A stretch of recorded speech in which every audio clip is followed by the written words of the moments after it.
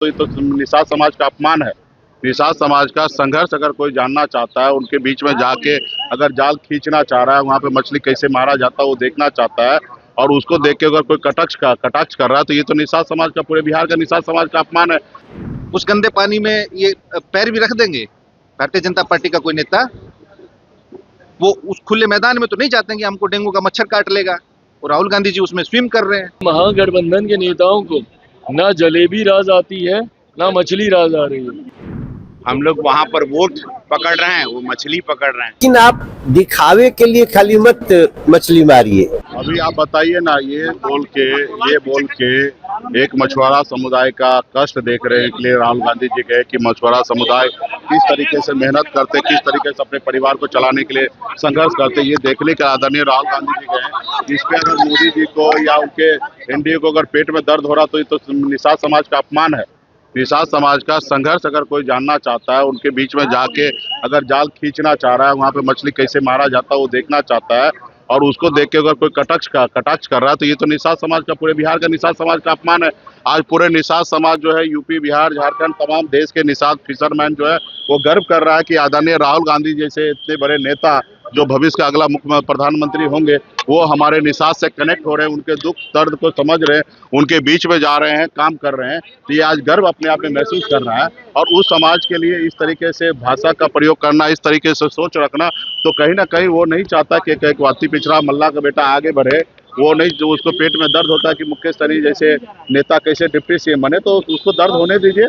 तो स्वाभाविक है, वो लोगों ने हजारों साल अपने हम लोगों को गुलाम बना के रखा था, अपने पैरों तले दबा के रखा था, वो उसका सोच है।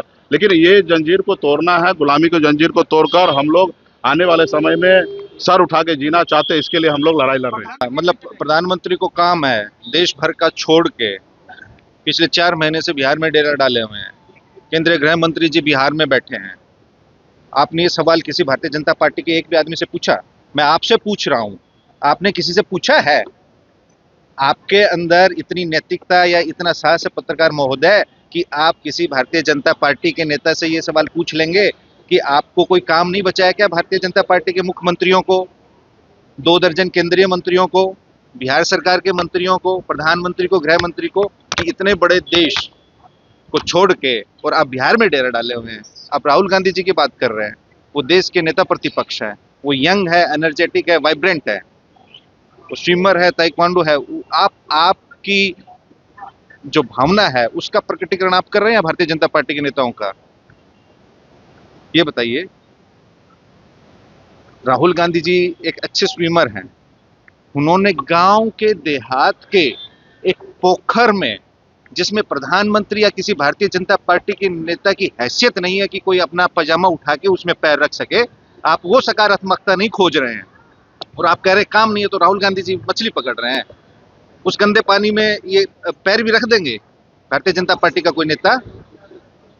वो उस खुले मैदान में तो नहीं जाते हैं कि हमको डेंगू का मच्छर काट लेगा, और राहुल गांधी जी उसमें स्विम कर रहे हैं। आप उसमें सकारात्मकता खोजने की बजाय नकारात्मक खोज रहे हैं। आप ये नहीं कह रहे कि वो एक अच्छे फिशर भी हैं, मछली भी पकड़ना जानते हैं, तैरना भी जानते हैं, और जो हमारे मछुआरा भाई हैं उनकी रोजी रोटी है। वो last man in the last Q में जो खड़े हैं, उनके साथ उनके पेशेगत जो मछली पालन है, मछली पकड़ना है, अगर वो स्वयं दिखा रहे मेरे को भी ये काम आता है, तो वो प्रधानमंत्री जी आपके लिए अच्छे हैं। आपके चैनल पे आके दिन रात वो रोड शो प्रधानमंत्री जी ने किया, पूरा पटना 4 घंटे ठप रहा, एम्बुलेंस नहीं गुजर पाई, उस पर आप सवाल नहीं पूछ रहे हैं। आप पूछ रहे हैं कि राहुल गांधी जी ने मछली क्यों पकड़ी, क्योंकि उनके पास काम नहीं है। प्रधानमंत्री जी के पास काम है। जो 4-4 घंटे देश का प्रधानमंत्री यहाँ नुक्कड़ सभाएं कर रहा है, चौक चौराहे पे नुक्कड़ नाटक कर रहा है। भाई एक बार जलेबी इन्होंने इसी तरीके से खाने बांटने का इन्होंने काम हरियाणा के वक्त भी किया था।